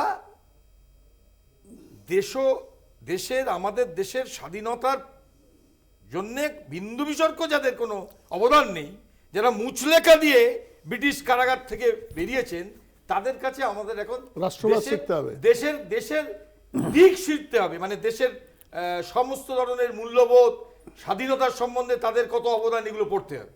এখন ঘটনা হচ্ছে যে এইভাবে দেশটা চলছে, চালানোর চেষ্টা করছেন, কিন্তু ক্রমবর্ধমান যে এই অ্যাবসলিউটলি ক্রমবর্ধমান যে মূল্যবৃদ্ধি, এবং তার সঙ্গে আমাদের দেশের একটা দর্শন ছিল, সে দর্শন হচ্ছে বিভিন্ন বর্ণের, ধর্মের, সম্প্রদায়ের মানুষ একত্রিতভাবে থাকতেন, তাদের একটা মানে একটা প্রাইড ছিল যে আমরা গরিব হতে পারি, আমাদের অনেক দেশের সমস্যা আছে, আভ্যন্তরীণ সমস্যা, কিন্তু আমরা ভারতীয়, আমরা ইন্ডিয়ান। আর এরা হঠাৎ এক দেশ, এক নীতি, এক ভাষা বলে গোটা দেশের দর্শনটাকে গুলিয়ে দেওয়ার চেষ্টা করছেন, এবং যেভাবে ভিন্ন ভিন্ন কায়দায় আমাদের দেশটাকে অশান্ত করার চেষ্টা করছেন, তার বিরুদ্ধে জনগণ নিশ্চয়ই তাদের সুচিন্তিত মতামত প্রকাশ করবেন, আমি এটা বিশ্বাস করি। আর একটা কথা বলে আমি শেষ করি অঙ্কুর, যেটা তুমি বলছিলে, উনি বলছিলেন বারবার, আমাদের বিজেপির মুখপাত্র, যে কি হয়েছে 34 বছরে আমরা কি করেছি। 34 বছরে আমরা যেটা করেছি সেটা হচ্ছে এই মানুষের যে অধিকার, তার যে কথা বলার অধিকার এবং তার বেঁচে থাকার অধিকার, এটা যে কারোর ওপর নিয়ন্ত্রিত নয়, সেটা যে তার অধিকারের মধ্যে পড়ে, এই বোধটা আমরা তাদের মধ্যে আনতে পেরেছি। এটাই হচ্ছে আমাদের 34 বছরের সব থেকে বড় অবদান বলে আমি মনে করি। আসবো আমি শর্মিষ্ঠা ভট্টাচার্যের কাছে আসছি। যে আলোচনাটা শুরু হয়েছিল যে বিষয়টি নিয়ে, ইডি একদিকে যেমন আমরা দেখতে পাচ্ছি যে কিভাবে ব্যবহার করা হচ্ছে, ঠিক যেমন ছত্তিশগড় নির্বাচনের পূর্বে আমরা দেখতে পেয়েছিলাম অসীম দাস বলেছিলেন সেই 5 কোটি টাকা দেওয়ার কথা, ঠিক একই রকমভাবে আমরা দেখতে পাচ্ছি যে দেশ জুড়ে শুধু তো নয়, আমাদের রাজ্যেও তো বারংবার আমাদের রাজ্যের শাসক দল বলছে তাদের ওপর হামলা চালানো হচ্ছে, কিন্তু যাদেরকে ধরা হয়েছিল তারা কিন্তু একের পর এক জামিন পেয়ে গিয়েছে। তাহলে ইডি এই যে ধরছে, কাউকে দোষী সাব্যস্ত করতে পারছে না, আপনাদের একটা অভিযোগ কি টিকবে? আমি আপনাকে একবার নামগুলো মনে করিয়ে দিই। বিনয় মিশ্র, মনীষ কোঠারি যিনি অনুব্রত মণ্ডলের ডানহাত ছিলেন, তার অ্যাকাউন্টেন্ট ছিলেন, এনামুল হক গরু পাচার কেন্দ্র, অনুপ মাঝি ওরফে লালা কয়লা, বিকাশ মিশ্র বিনয় মিশ্রর ভাই, এই যে এরা একের পর এক এরা সবাই জামিন পেয়ে গিয়েছে, তাহলে এদেরকে তো ধরেই রাখতে পারছে না, তাহলে কিসের জন্য তাদেরকে আটক করেছিল? তারা শুনুন, আজকে ইডি সিবিআই ছিল বলেই কিন্তু আমরা ওই পার্থ চ্যাটার্জির বান্ধবীর বাড়ি থেকে আজ কোটি কোটি টাকা আমরা পেয়েছি। ইডি সিবিআই ছিল বলেই নিয়োগ দুর্নীতির এই সম্পর্কে জানতে পেরেছি, যে ব্যাপক দুর্নীতি আমরা জানতে পেরেছি। আজকে নালে তো আমরা জানতে পারতাম না। আজকে ইডি সিবিআই ছিল বলেই আমরা অনুব্রত মণ্ডলের তার যে বিপুল সম্পত্তি আমরা জানতে পারতাম না তো, আমরা জানতে পারতাম না তো। আজকে আজকে এই যে তদন্তগুলো কোনটা বিজেপি করছে না, সবটা কোর্ট মনিটরিং হচ্ছে, এবং এই তদন্তের জন্য রাজ্য সরকারের যে সাহায্য করা সেটা কি করছে তারা? তারা হয় তারা রক্ষক কবচ দিতে চলে যাচ্ছে, নয় তারা এসএসকে গিয়ে শুয়ে পড়ছে। তারা ভীষণ, তারা তো সবসময় যাচ্ছে এবং গৌতম বাবু তারা রক্ষা কবচ নিতে যাচ্ছে এবং আদালত রক্ষা কবচ দিচ্ছে, তার মানে এটা বলছেন এটা বেআইনি বিষয়? আপনি বলছেন আদালত যেটা করছে তাদেরকে সহযোগিতা করছে কংগ্রেস। বেশ আমি বলছি আদালত যেটা করছে তার মানে সেটা বেআইনি কাজ করছে, আপনি বলছেন? না বেআইনি কেন করছে? তাহলে রক্ষা কবচ আদালত দিচ্ছে মানে সেটা নিশ্চয়ই আইনের। তারা রক্ষা কোথায় দিচ্ছে না? সুপ্রিম কোর্টে তো অভিষেক ব্যানার্জি কতবার গেছে, দিয়েছে কি? তারা তো দৌড়চ্ছে, তারা যে কবার শুনুন, তারা সেটা দেখুন আদালত কি করবে, আমি আদালতের সমালোচনা করতে পারি না, কিন্তু আদালতের অভিষেক বন্দ্যোপাধ্যায়ের কথা বললেন, আজকে এই ব্যাপারগুলো ওপেন হয়েছে। আমরা পশ্চিমবঙ্গে আজকে নিয়োগ দুর্নীতিতে যে ব্যাপক কেলেঙ্কারি, শুধু নিয়োগ দুর্নীতি না, সর্বক্ষেত্রে আমরা খাদ্য থেকে শুরু করে স্বাস্থ্য আমরা জানতে পেরেছি। আজকে যতই আপনার হ্যাঁ ইডি সিবিআই যদি কোনো অফিসার যদি দুর্নীতিগ্রস্ত হয়, অভিষেক বন্দ্যোপাধ্যায়কে 5 বার তলব করা হয়েছে, এখনো পর্যন্ত দোষী সাব্যস্ত প্রমাণ করা যায়নি। আমি আসবো মৃত্যুঞ্জয় পালের কাছে। তৃণমূলের বিরুদ্ধে এক উচ্চ অভিযোগের উত্তর শুনতে চাই। দিতেই পারে যে অভিযোগগুলো করছেন, আমার কথা হলো যে একটা অভিযোগকে প্রমাণ করতে হবে। ইডি সাকসেস রেট সারা ভারতবর্ষে সবাই জানে লেস দ্যান 1%। যদি আপনি মেলাইন করার চেষ্টা করছেন, আজকে বাংলার মানুষের কাছে মানে প্রমাণিত যে ইডি আজকে তৃণমূলের মানে চিত্রটাকে খারাপ করার চেষ্টা করছে। এত কিছু করার পরে পঞ্চায়েত নির্বাচন হোক, যে কটা উপনির্বাচনে হোক, কেন্দ্রীয় এজেন্সি দিয়ে ভোট হলো ধূপগুড়িতে, বিজেপি জেতা সিট আমরা জিতলাম কেন বলুন তো? অভিষেক ব্যানার্জি কবার ডাকা হয়েছে, কেন একবারও যায়নি? এরকম তো ঘটনা হয়নি। যতবার ডাকা হয়েছে, দিল্লিতে ইন্ডিয়া জোটের বৈঠকের আগের দিন ডাকা হয়েছে, গেছে। নবজোয়ার যাত্রার সময় ডাকা হয়েছে, বাঁকুড়া থেকে ফিরে এসে গেছে।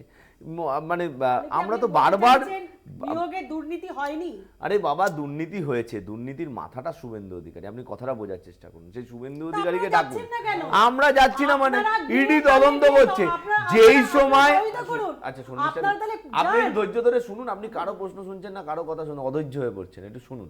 বলছি যে আপনি যে 2016 কেলেঙ্কারি, আপনি যে এত বলছেন কেলেঙ্কারি, যে নিয়োগ দুর্নীতি, সেই সময় মানে আপনাকে বুঝতে হবে শুভেন্দু অধিকারী কটা জেলার অবজারভার ছিল, মন্ত্রিসভায় কোন কোন দপ্তর আলোকিত করেছিল, তৃণমূল কংগ্রেসের কটা পদে ছিল। আজকে মেদিনীপুরে আমার কথা ইডি তদন্ত করবে। 1 মিনিট দাদা, ইডি তদন্ত করবে, সিবিআই তদন্ত করবে, কিন্তু তদন্ততে যদি মনে হয় যে কংগ্রেসের কেউ যুক্ত, সিপিএম এর কেউ যুক্ত, তৃণমূলের কেউ যুক্ত, তাকে ঢোকাচ্ছেন। কিন্তু বিজেপিতে যে চলে যাচ্ছে, যে কংগ্রেসে থাকছে, সিপিএম থাকছে, যারা জড়িত প্রত্যেককে তো ডাকবে। তদন্ত তো নিরপেক্ষ হবে। আমাদের বক্তব্য তদন্ত নিরপেক্ষ, তদন্ত নিরপেক্ষ।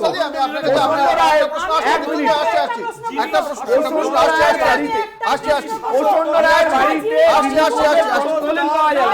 আপনারা প্রভাবিত হবেই। শাসক দল হিসেবে যারা আছে তারা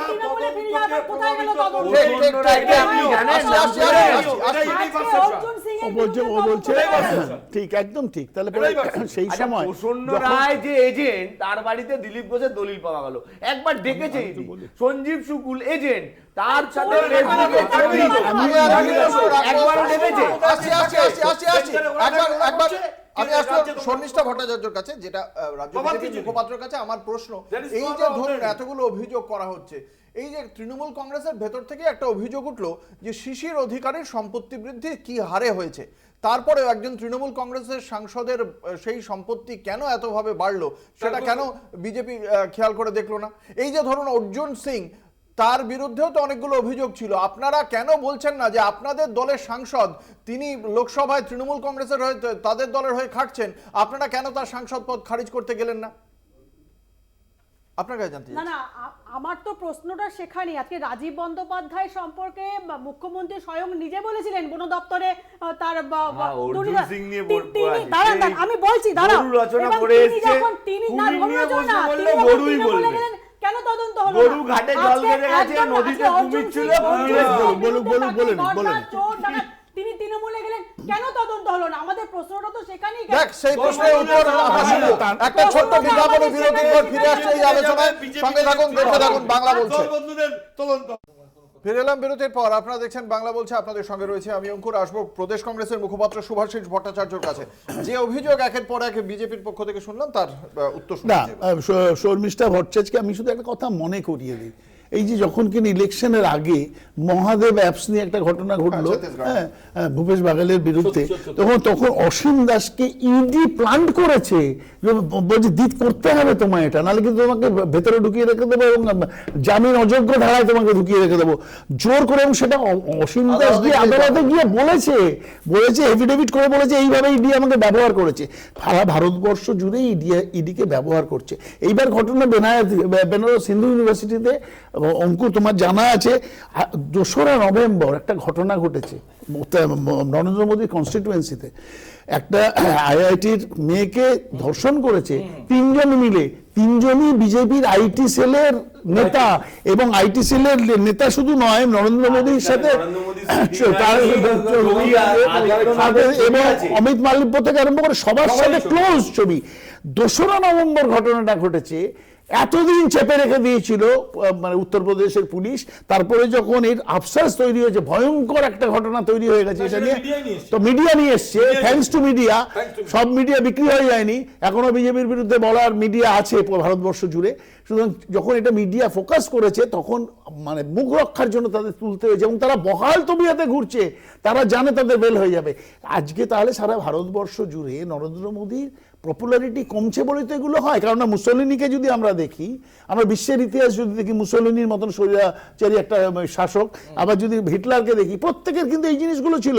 ইলেকশন কমিশনকে হাত করা, মিডিয়াকে হাত করা, জনগণের ওপর চেপে ধরা, মানে হ্যাঁ স্টিম রোলার চালানো। শুধু তাই না, জনগণকে অর্ধেক পেটা খেতে দিয়ে রাখো, যাতে জনগণ কোনো অন্যরকম বিষয়তে মানে যে জ্বলন্ত যে সমস্যাগুলো আছে সেদের দিকে যেন না চোখ দিতে পারে, শুধু খাওয়াটা বললেই যেন তারা চুপ করে থাকতে পারে।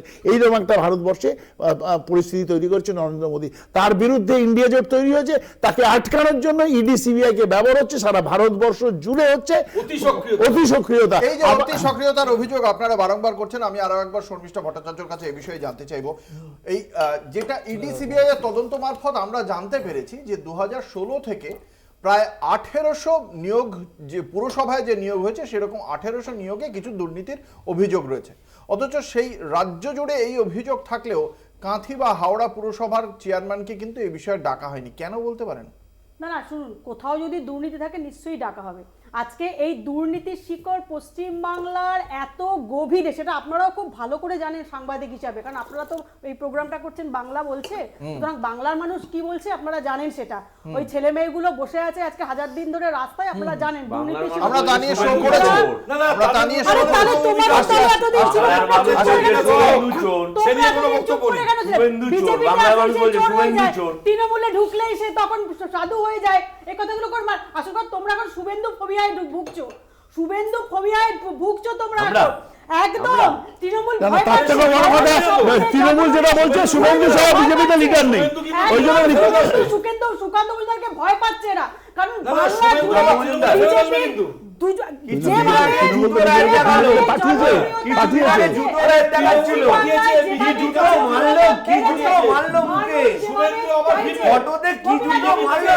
শুনে শুনে বিজেপির বক্তব্যটা শুনি, বিজেপির বক্তব্যটা শুনি। তখন কি করবেন? বলছি যে কিছুদিন বেশ। আগে সুকান্ত শুভেন্দু মজুমদারের যদি মুখে তৃণমূলে বলুন না, এক মিনিট, এক রাখবে। মিনিট। না, কিছুদিন বলছে, আগে বলছে, সুকান্ত মজুমদারের মুখে আরে ভাই, কি জুতো মারছিল আজকে জমিতে, কামারহাটিতে আমরা দেখো ভাবলাম তোমাদের জুতোর একজন ব্যাড গুলি হচ্ছে, তৃণমূল কর্মী। আজকে মুর্শিদাবাদে আপনারা গুলি করলেন তো, আপনাদের আবার তাহলে দুষ্কৃতি গুলি করলেন, তৃণমূলের আরে গোষ্ঠীদ্বন্দ্ব। আপনাদের তাহলে আজকে দুষ্কৃতি, আবার আবার একটা বাচ্চা আবার বাজে ছেলে কথা বলছে না জেনে, মুর্শিদাবাদে বোমা বেঁধে আবার বাজে কথা বলছে না জেনে। আরে রাজীব মারা যদি গেছে। মিথ্যে বলে, শুভেন্দু মিথ্যে তোমরা বলে। এই কথাগুলো বলো না। আমি আসবো সিপিআই এর কাছে, আমি আসবো সিপিআই এর কাছে। বনভোজন আজ এই বছর গৌতম হয়ে রায়ের গেছে, কাছে জানুয়ারি আমার পরে প্রশ্ন হবে, বারংবার বনভোজন আপনার কথাতে উঠে এলো ইডির অতি সক্রিয়তার বিষয়। আজকেও আমরা দেখতে পাচ্ছি রাজ্য জুড়ে ইডির অতি সক্রিয়তার যে ছবি তৃণমূল কংগ্রেসের পক্ষ থেকেও বলা হচ্ছে। সুজয় কৃষ্ণ ভদ্রকে যেভাবে হঠাৎ করে তাকে যে বিভিন্ন টেস্টের মধ্য দিয়ে যাওয়া হচ্ছে, একেও অতি সক্রিয়তা বলে মনে করা হচ্ছে, তৃণমূল কংগ্রেসের সেই বক্তব্য। আপনারাও বলছেন অতি সক্রিয়তা চলছে। এই অতি সক্রিয়তার ক্ষেত্রে ইন্ডিয়া জোট শরিকরা একটা মঞ্চে কেন আন্দোলনের কোনো একটা মানে দিশা দিতে পারছে না? না না, বিজেপি আপনি যেটা বলেছেন সঙ্গত কারণটা একেবারে সঙ্গত কারণ। বিজেপির বিরুদ্ধে গোটা দেশ জুড়ে ধর্মনিরপেক্ষ গণতান্ত্রিক রাজনৈতিক দলগুলোকে একত্রিত হতে হবে, এ বিষয়ে কোনো সন্দেহ নেই। কিন্তু এইটার কে সাবজেক্ট হিসাবে রাখলে, কে করবে? সংঘবদ্ধ এইটাকে কে যদি করবে? এইটাকে যদি সাবজেক্ট হিসাবে রাখে, হ্যাঁ।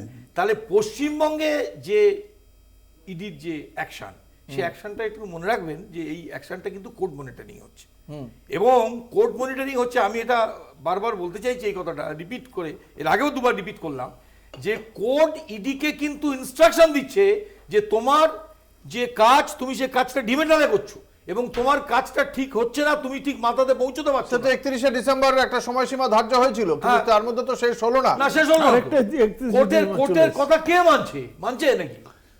মানছে কোর্টের কথা? ইডি মানছে? এবং তার থেকেও বড় এবং কথা ইডির হলো- বিরুদ্ধে কোর্ট কি স্টেপ নিল? আর পশ্চিমবঙ্গে বিজেপির মুখপাত্র যেটা বলছিলেন যে বিভিন্ন কথা, বিভিন্ন দুর্নীতির কথা, অন্যায় দুর্নীতির কথা।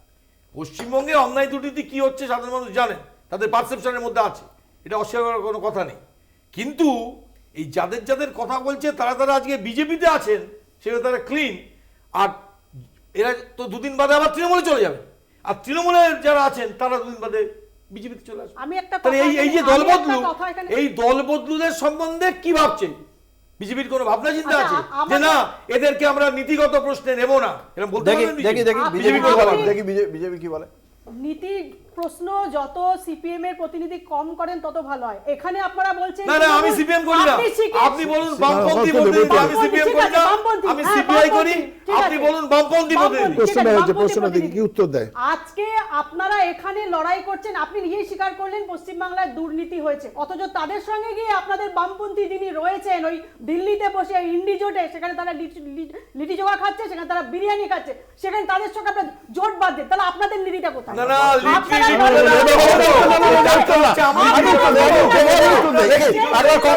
কংগ্রেসের বক্তব্যটা শুনি, কংগ্রেসের বক্তব্য শুনি, কারণ এরা যে এই বামপন্থীদের হাত ধরে যে কংগ্রেস কি বলবে আমি শুনানি।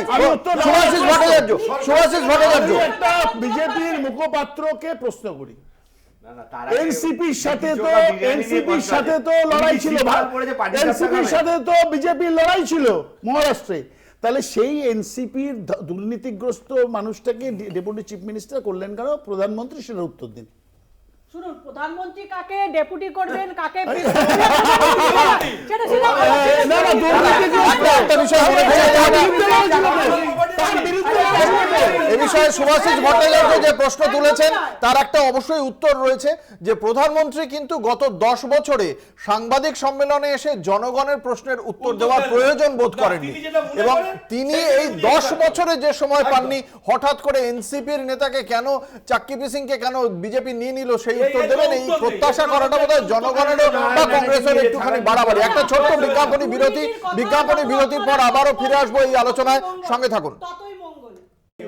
ফিরে এলাম বিরতির পর, আপনারা দেখছেন বাংলা বলছে, আপনাদের সঙ্গে রয়েছে আমি অঙ্কুর। আজকে একদিকে যখন গোটা দেশের বিভিন্ন ইন্ডিয়া জোটের শরিকরা যখন ভারতীয় জনতা পার্টির এই ইডিকে ব্যবহারের অভিযোগ নিয়ে মুখ খুলছে, ঠিক সেই সময় আমাদের রাজ্যেও আমরা দেখতে পাচ্ছি ইডির সক্রিয়তা, এবং যে সক্রিয়তার কারণে গতকাল রাতে আমরা দেখেছি যে সুজয় কৃষ্ণ ভদ্র, কালীঘাটের কাকু নামেই যিনি পরিচিত, তার কণ্ঠস্বরের নমুনাও নেওয়া হয়েছে এবং এ বিষয়ে একাধিক আলোচনা চলছে। আমি প্রথমে তৃণমূল কংগ্রেসের কাছে আসতে চাইবো, এই যে কালীঘাটের কাকু ওরফে সুজয় কৃষ্ণ ভদ্রের কণ্ঠস্বরের নমুনা নেওয়া, এ নিয়ে আপনাদের কি অবস্থান এই মুহূর্তে? প্রথমত যে এরকম কণ্ঠস্বরের নমুনা নেওয়া আমরা 2 বছর আগেও দেখেছিলাম। আমরা আপনার সব চ্যানেলে দেখানো হচ্ছে, নারদা কাণ্ডে ম্যাথু স্যামুয়েলের কণ্ঠস্বর নেওয়া হলো।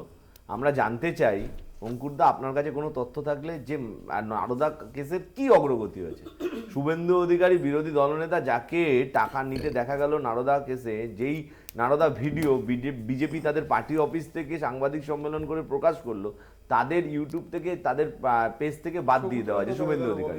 তাহলে আজকে কণ্ঠস্বরের নমুনা নেওয়া আসলে এগুলো অশ্বডিম্ব। যেই কেসে এই ঘটনা ঘটছে, সেই কেসের ইডির যে প্রধান আধিকারিক, তাকে মানে বাদ দিয়ে দিয়েছিল অযোগ্য বলে হাইকোর্টের বিচারপতি অমৃতা সিনহা বলল মিথিলেশ মিশ্র অযোগ্য, মিথিলেশ মিশ্র ঠিক মতো করতে পারছে না, ভৎসনা করলো। 1 সপ্তাহ পরে বিজেপি থেকে, কেন্দ্র থেকে কি নির্দেশ আসলো, কি এমন হলো, বন্ধ ঘরে ভিডিও অফ করে দিয়ে সেই বিচারপতি অমৃতা সিনহা বলল মিথিলেশ মিশ্রই কেসটা দেখবে। আমরা তো এই জিনিসগুলো মানুষের কাছে তুলে ধরতে চাইছি এবং মানুষ এগুলো বুঝছে, মানুষ বুঝছে। যেমন নারদা কাণ্ডে কণ্ঠস্বর নিয়ে কিছু হয়নি, কাকুর ক্ষেত্রেও দেখা যাক কে আসে কি না আসে, কিন্তু এই কংগ্রেসের হবে আলোচনা। আজ থেকে প্রায় 1 বছর আগে সুজয় কৃষ্ণ ভদ্র বলেছিল একটা ইন্টারভিউতে, কোনো একটি চ্যানেলে বলেছিলেন যে আমি অবধি আটকে যাবে, অভিষেক অবধি যাওয়া যাবে না, সাহেব অবধি যাওয়া যাবে না। তারপরে 1 বছর 6 মাস চলে যাওয়ার পর তাকে অ্যারেস্ট করেছে। ফলে কি হয়েছে, মোটামুটি যখন কিনা কেউ কাউকে ধরতে আসে ইডি বা সিবিআই, কেউ তো সাজিয়ে রাখে না প্রমাণগুলো, চুরির প্রমাণগুলো। তো সুজয় কৃষ্ণ ভদ্র বেলাতেও অনেক দেরি হয়েছে। এবার প্রশ্ন উঠেছে, সত্যি ঠিকই বলেছে আমাদের মৃত্যুন, যে নারদার কেসেও দেখেছি, কিন্তু নারদার কেসেও তো সমস্ত গিয়ে ওই গুরগাঁওয়ে সমস্ত কণ্ঠস্বর গিয়ে ঠিকঠাক করে দেখিয়ে বলেছে হ্যাঁ এরা যারা যারা এসে ভিডিও, ডক্টর ভিডিও না, অরিজিনাল ভিডিও, এখানে যারা যারা কথা বলছে, যারা যারা টাকা নিচ্ছে, তারা তৃণমূলের লোকজনে নিয়েছে। তারপরে কেন স্টেপস নেয়নি, কেন এথিক্স কমিটি বসেনি? এবং সেম ঘটনা সুজয় কৃষ্ণের ব্যাপারে, এতদিন কেন সুজয় কৃষ্ণকে ওইখানে অ্যালাউ করলো? যখন দেখলো সুজয় কৃষ্ণের খুব একটা সমস্যা নেই, সমস্ত জায়গায় ইডি নিয়ে গিয়ে তো বলেছেও সেটা যে সুজয় কৃষ্ণ ভদ্রের কিন্তু খুব একটা শারীরিক সমস্যা নেই, তারপরেও কেন কণ্ঠস্বর কেন সিপিআই গৌতম রায়? আমি বলার আগে একটা লাইন জাস্ট বলবো। এই যে এইমস এর তদন্ত হচ্ছিল নিয়োগ দুর্নীতিতে, যখন সিআইডির হাতে ছিল, তখন বঙ্কিম ঘোষের বিরুদ্ধে তদন্তের জন্য সোমনাথ বিশ্বাস বলে একজনকে আটক করা হলো। সিবিআই নিয়ে নিল কেসটা, এখনো অবধি আমাদের সিআইডি থেকে সোমনাথ বিশ্বাসকে নিয়ে তদন্তের মধ্যে নিয়ে তাকে আটক করা হয়নি। তাহলে বিজেপি যে নিরপেক্ষ তদন্ত করতে মানে দিচ্ছে না, ইডি সিবিআই যে বিজেপি দ্বারা প্রভাবিত এবং রাজনৈতিক উদ্দেশ্যে করছে, এগুলো কিন্তু বারবার হচ্ছে। নাহলে কিন্তু এইমস এর দুর্নীতিতে বঙ্কিম ঘোষকে ডেকে অন্তত জেরা করতে আটক না করলে। দেখা যাক সিবিআই সারদা নিয়ে যে আলোচনাটা হলো, সারদায় যেমন শুভেন্দুকে দেখা গেছে তোয়ালে নারদার গল্প হচ্ছে, তো আমি বলছি নারদার যে কথাটা আলোচনা হচ্ছিল, যে নারদায় শুভেন্দুকে টাকা নিতে দেখা গেছে। শুধু শুভেন্দু না, শুভেন্দু সহ সৌগত, আমার মাস্টারমশাই সৌগত বাবু সমেত, ববি হাকিম সমেত বহু নেতা মন্ত্রীদের দেখা গেছে টাকা নিতে। এবং তারপর সেই সময় কংগ্রেসের মুখপাত্র বলছিলেন, কংগ্রেস মুখপাত্র বলছেন যে কথা ঠিকই, যে এথিক্স কমিটির চেয়ারম্যান তখন আদবানি, লালকৃষ্ণ আদবানি, তখন আমি যদি ভুল না করি তিনি এথিক্স কমিটির চেয়ারম্যান ছিলেন। তিনি এইটা নিয়ে এটা প্রমাণিত হওয়ার পরও কোনো মিটিং ডাকেননি। তার মানে কি, দোষ প্রমাণ হওয়ার পরও শাস্তি দেওয়া যায় না, শাস্তি হয় না। সুজয় কৃষ্ণ ভদ্র 1 বছর আগে কি 1 বছর পরে বড় কথা নয়, বড় কথা হচ্ছে টিভির সামনে চ্যানেলে কথা বলেছেন যে আমি অবধি থেমে যাবে, সাহেব অবধি নয়। এবং আমাদেরও এটা ধারণা যে শেষ অবধি ইডি সিবিআই এই অন্যায় দুর্নীতির প্রশ্নে আপোষহীন যে লড়াই, সেই লড়াই রাজনৈতিক উদ্দেশ্যে রাজনৈতিক উদ্দেশ্যে ব্যবহৃত হবে। দেখি বিজেপির কি উত্তর রয়েছে। পারবেন না, বিজেপি- কারণ এটা রাজনৈতিক দল দ্বারা বেশ। পরিচালিত হবে, রাজনৈতিক দল শুনে, দ্বারা শুনে, শুনে, প্রভাবিত শুনে, হবে, বিজেপি, এবং যারা শুনে, দেশে বিজেপি। শাসন করে তারা এটা প্রভাবিত করে। ইট ইজ নট নিউ, না না it is not new, it is the system. পশ্চিমবাংলায় একজন ভদ্র মানে বীরেন্দ্র কৃষ্ণ ভদ্র, আমরা জানি তার কণ্ঠস্বর শোনার জন্য আমরা সারা বছর অপেক্ষা করে থাকি, তার আমরা বন্দনা শুনবো বলে। কিন্তু এই আরেক সুজয় কৃষ্ণ ভদ্র, তারও কণ্ঠস্বর শোনার জন্য সারা পশ্চিমবাংলা 4.5 মাস ধরে আমরা ব্যাকুল। কেন না, তার একটা অডিও ক্লিপ ফাঁস হয়ে গেছে যেখানে তিনি মানে সম্ভবত সেটা প্রমাণ করার জন্যই এটাই যে সমস্ত কাউকে একজন বলছে এগুলোকে নিয়োগ দুর্নীতিতে এইগুলো সমস্ত কিছু ডেস্ট্রয় করে দাও।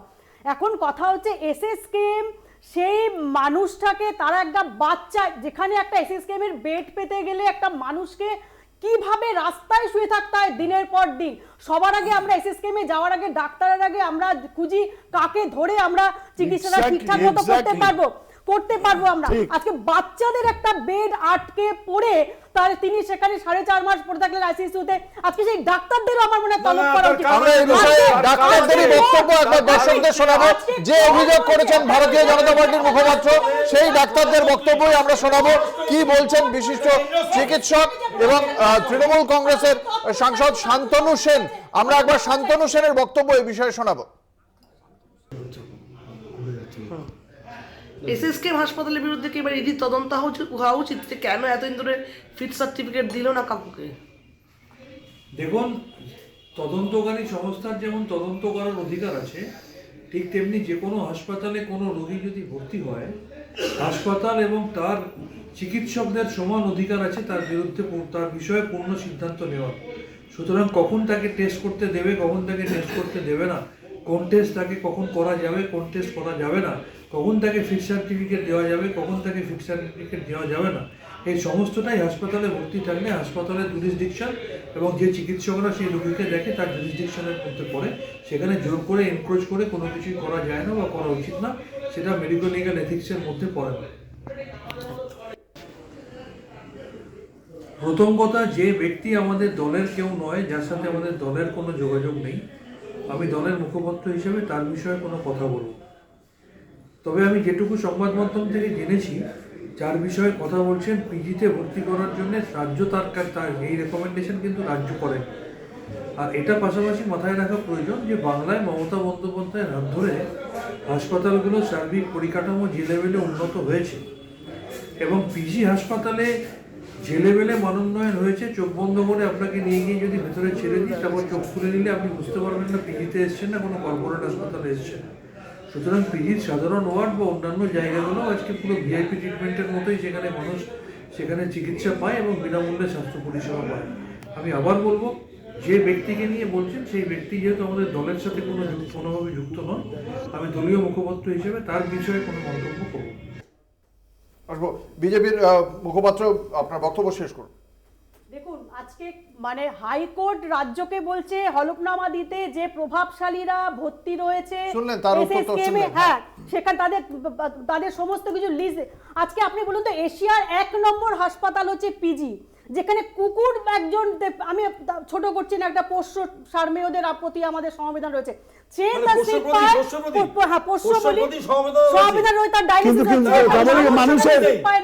আজকে সেখানে একটা বেড, বাচ্চাদের বেড অকুপাই করে কত বাচ্চা রাস্তায় দেখতে পাবেন বসে রয়েছে, তার মায়েরা গ্রামগঞ্জ থেকে এসে।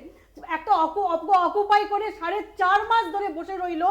কি মনে করছেন শুভাশিস ভট্টাচার্য? একদম একদম এই জায়গাটায় বিজেপি বলে বলছি না, এই কথাটা সত্যি সত্যি না, আমরা ভুক্তভোগী। আমরা দেখি যখন অনুব্রত মণ্ডল এসে কোনো ডাক্তারকে আউটডোরে দেখাচ্ছে না, স্ট্রেট ঢুকে যাচ্ছে উডবার্নে, মদন মিত্র ঢুকে যাচ্ছে উডবার্নে, এগুলো তো ব্যথা দেয়। এটার মধ্যে ঠিকই তো কত মানুষ দেখে, কত মানুষ বাংলায় কত মানুষ দেখে যে মমতা বই রাজ্যে hospital occupied by the criminals. এতগুলো অভিযোগের প্রেক্ষিতে কি উত্তর রয়েছে তৃণমূল কংগ্রেসের, শুনি।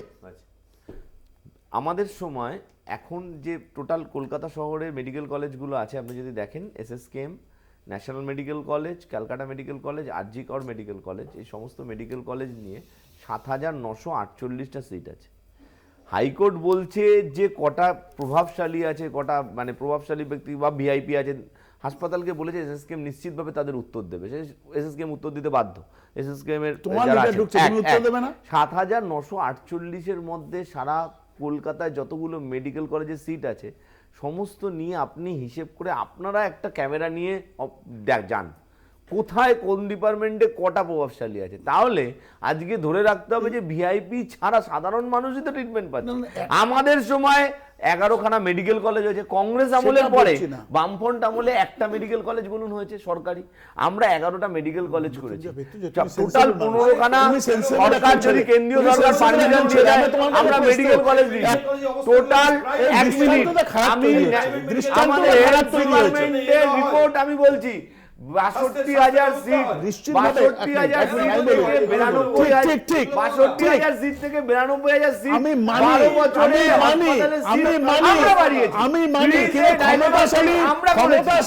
আমরা করেছি এগুলো। আমি যেটা আমি বলি একটা প্রশ্ন করব, নন্দীগ্রামে যখন মুখ্যমন্ত্রীর পায়ে চোট লাগলো মুখ্যমন্ত্রীকে কেন কলকাতা আসতে হলো? এত তোমরা উত্তর দিচ্ছি না। আমার কথা হচ্ছে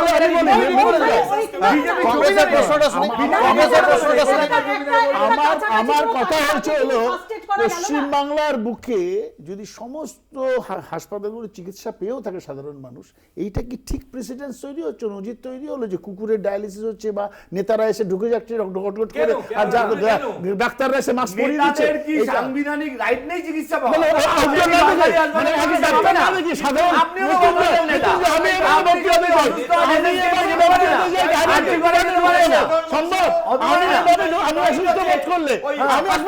আমি অসুস্থ বোধ করলে আমি স্টেট উডবার্নে ঢুকে যাবো? আমি কাউকে দেখা না দেখিয়ে? আরে উডবান তো পেড ওয়ার্ড,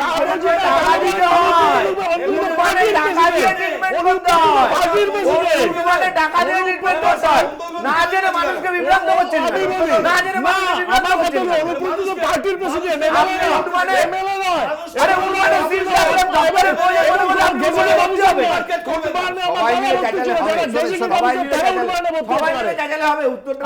আমি বলি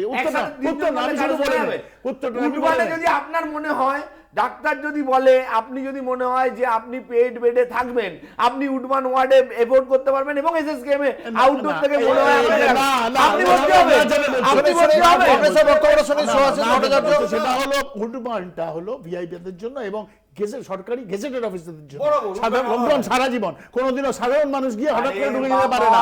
আরে আমার বাবা প্রচুর সাধারণ মানুষ উডবানে ট্রিটমেন্ট পায়। উডবানে কে বলেছে পায় না?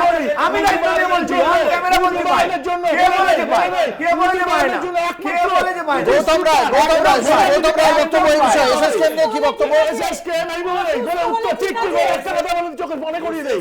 একমাত্র 1 মিনিট এসএসকেএম হসপিটালের সুপার না হেড অফ দি ডিপার্টমেন্ট যার আন্ডারে আছে সে বলতে পারে, নাহলে কেউ কথা তো বলে না। আর উনি একটা ছোট্ট বিজ্ঞাপনী বিরতি নিতেই হবে। এই বাংলা বলছেন মঞ্চ যথেষ্ট উত্তাপ একটু কমাতে একটা ছোট্ট বিজ্ঞাপনী বিরতিতে যাব। সঙ্গে থাকুন, দেখতে থাকুন বাংলা বলছে। ফিরে এলাম বিরতির পর, আপনারা দেখছেন বাংলা বলছে, আপনাদের সঙ্গে রয়েছে আমি অঙ্কুর। আমরা যে আলোচনায় ছিলাম, একটা বিষয় বারংবার উঠে আসছে যে ভারতীয় জনতা পার্টি ইডিকে ব্যবহার করছে। এ রাজ্যে সেই ব্যবহার বা সেই প্রয়োগ নিয়ে একাধিক প্রশ্ন রয়েছে, বিরোধী দলগুলির ভেতরেও সেই প্রশ্ন রয়েছে। আমরা এসএসকেএম নিয়ে বক্তব্য রাখতে চাইছিলেন সিপিআই এর মুখপাত্র, আমি তার বক্তব্যটা শুনে নেবো একবার। না, আমি বলছি যে এসএসকেএম হচ্ছে সরকারি হাসপাতাল। সরকারি হাসপাতালে সাধারণ মানুষের চিকিৎসা হবে নিশ্চিতই, সেটাই নিয়ম। এমপি এমএলএ মন্ত্রীরা তারাও সাধারণ মানুষ, তারা মঙ্গল গ্রহ থেকে আসছেন না, কিন্তু পিজির ক্ষেত্রে আমরা দেখি যে একটা রেকমেন্ডেশন চাই থ্রু আপনাদের সময় কি হতো? সামওয়ান আমাদের সময় যদি হয়ে থাকে ভুল হয়েছে। মদন মিত্র বলেছে সিপিএম এর বেশি ভর্তি করাতে পারতাম। আমাদের সময়ও যেটা আমাদের ডক্টর নিয়ে এসে এসএসকেএম এ ভালো হয়েছে। মদন মিত্র আরে মদন মিত্র আমি বলছি বাইরে থেকে ডক্টর নিয়ে এসে করা হয়েছে শুধু মদন আমি না বলি ওদের সময়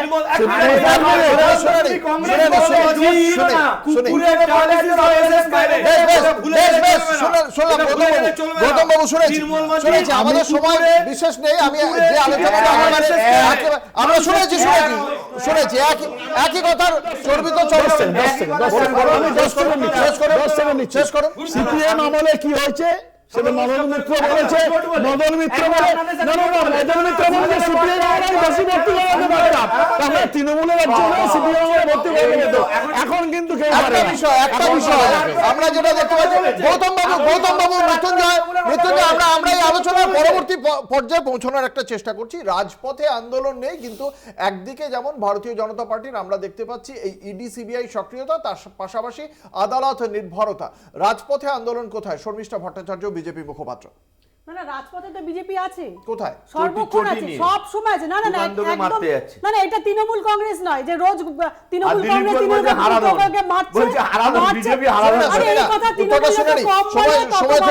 এখন তো পশ্চিমবাংলা তৃণমূল থেকে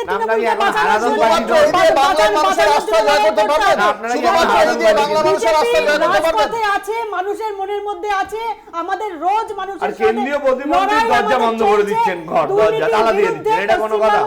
চুরির বিরুদ্ধে, করাপশনের বিরুদ্ধে আমাদের লড়াই চলছে এবং চলবে যতদিন না আপনি শুভেন্দুকে বললেন এটা, সরকারটা পরিবর্তন এইভাবে শুভেন্দুকে বললেন।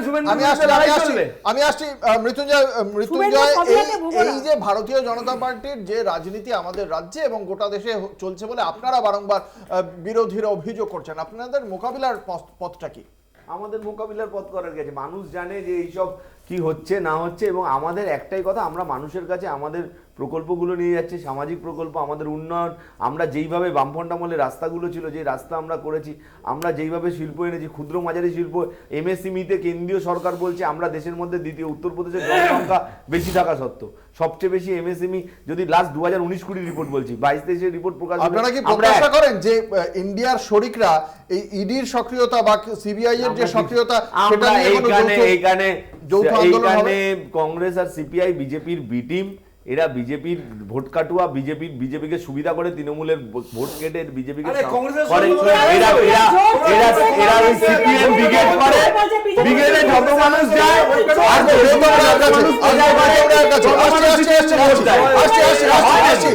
বিজেপি তৃণমূলের বক্তব্য শুনলাম, সিপিআই এর কাছে আসবো। আপনাদের কি মনে হয় না যে এরকম একটা যৌথ আন্দোলন, প্রত্যেকটি রাজনৈতিক দলই একই কথা বলছে? আমরা দেখেছি কেরলেও একই রকম ঘটনা ঘটেছে, যারা কেরলের বামপন্থীদের বিরুদ্ধে। দেশ জুড়ে বিজেপির বিরুদ্ধে যে লড়াই জারি আছে, সে লড়াই জারি থাকবে তৃণমূলকে নিয়ে।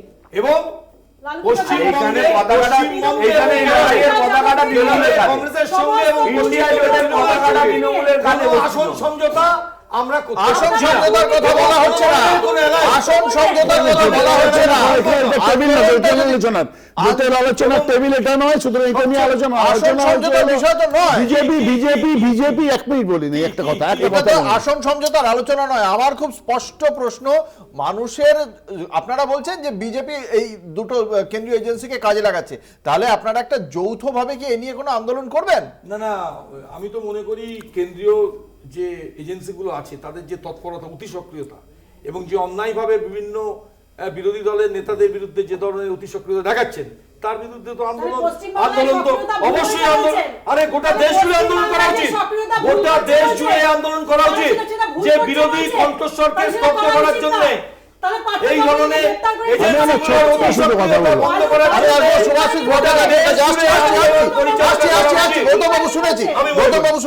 আমি আসবো সুভাষিস ভট্টাচার্যের কাছে। এই পরিস্থিতিতে এই যে অন্যায় শব্দটা বারংবার আমরা শুনতে পেলাম এই আলোচনার পুরোটা চলাকালীন, সেখানেই ভারত জোড়ো ন্যায় যাত্রা শুরু করতে চলেছেন রাহুল গান্ধী, এবং সেই ন্যায় যাত্রায় আমরা জানি যে এখনো পর্যন্ত কংগ্রেসের শীর্ষ নেতৃত্বের পক্ষ থেকে যে আভাস দেওয়া হয়েছে ফেব্রুয়ারির প্রথম সপ্তাহ 14 তারিখ। নাগাদ বাংলাতে আসতে পারে, এবং সেক্ষেত্রে সেই সময় এ রাজ্যের যারা ইন্ডিয়ার জোট শরিক রয়েছেন তাদেরকেও আমন্ত্রণ জানানো হবে। আপনারা কি সেই যাত্রায় বাম এবং তৃণমূলকে একসঙ্গে পাশে পাবেন বলে প্রত্যাশা রাখেন? এটা আমাদের এআইসিসি ঠিক করে, রাহুলজি ঠিক করবেন যে কাকে কাকে নিয়ে হাঁটবেন এবং কারা কারা স্বতঃস্ফূর্তভাবে এই হাঁটার মধ্যে আসবে।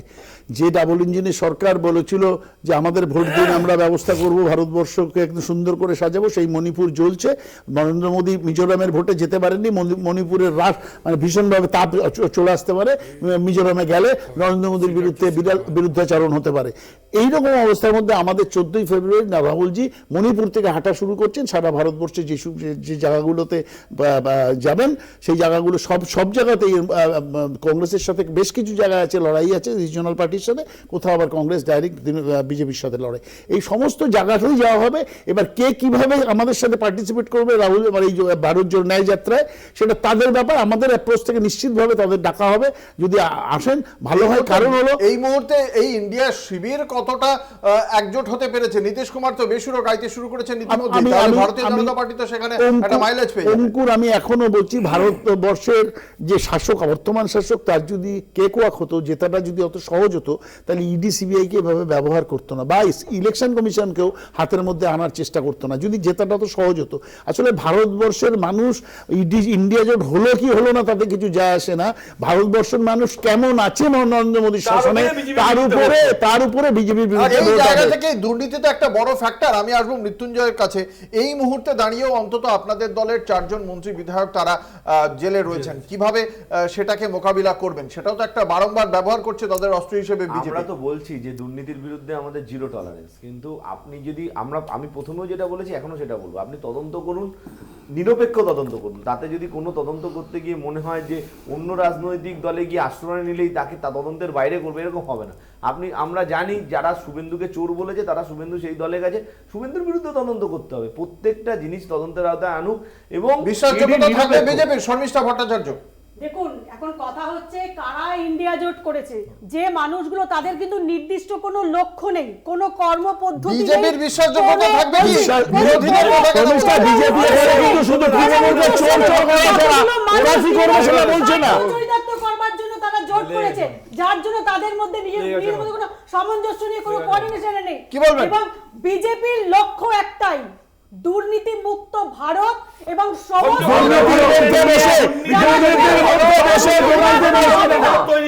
আমি বারবার বলছি নরেন্দ্র মোদী দুর্নীতির কাদায় নিমজ্জিত। নরেন্দ্র মোদীর পক্ষে সম্ভব না। নরেন্দ্র মোদী ক্ষমতায় থাকার জন্য দুর্নীতির সাথে হাত মিলিয়েছে। নরেন্দ্র মোদী দুর্নীতির সাথে হাত মিলিয়েছে ক্ষমতায় থাকার জন্য। মহারাষ্ট্র তার প্রমাণ, মহারাষ্ট্র তার প্রমাণ। অজিত পাওয়ারকে জেলে না পাঠিয়ে মন্ত্রিসভায় নিয়েছে। আগামী দিনে কি হতে চলেছে? কারণ এই দুর্নীতির যে অভিযোগ, এই দুর্নীতির অভিযোগ আমরা আগে দেখেছি সারদা কাণ্ড, নারদা কাণ্ড, বা অন্যদিকে রাফাল। এই সমস্ত বিষয়গুলি নিয়ে তৎকালীন সংশ্লিষ্ট রাজ্যের বা কেন্দ্রের শাসকের দিকে তাদের বিরোধীরা আঙুল তুললেও সারদা, নারদা বা রাফাল সংশ্লিষ্ট শাসককে কিন্তু কখনোই তাদের যে গদি, সেই গদিচ্যুত করতে পারেনি। আগামী দিনে এই দুর্নীতির যে অভিযোগ, সেই অভিযোগ কতটা কোন রাজনৈতিক দল কতটা বিরোধীদের বিরুদ্ধে ব্যবহার করতে পারবে তা অবশ্যই সময় বলবে। কিন্তু এই মুহূর্তে এই দুর্নীতির অভিযোগকে কেন্দ্র করে ইডি এবং সিবিআই এর যে অতি সক্রিয়তা, তা নিয়ে জমজমাট রাজনীতি, আমরা সেদিকে আগামী দিনেও নজর রাখবো। আমাদের আজকের এই আলোচনায় উপস্থিত ছিলেন শর্মিষ্ঠা ভট্টাচার্য, মৃত্যুঞ্জয় পাল, শুভাশিস ভট্টাচার্য, গৌতম রায়। আপনাদের প্রত্যেককে আপনাদের মূল্যবান মতামতের জন্য অসংখ্য ধন্যবাদ। শেষ করছি বাংলা বলছে। দেখতে থাকুন কলকাতা টিভি, রাত দিন 7 দিন।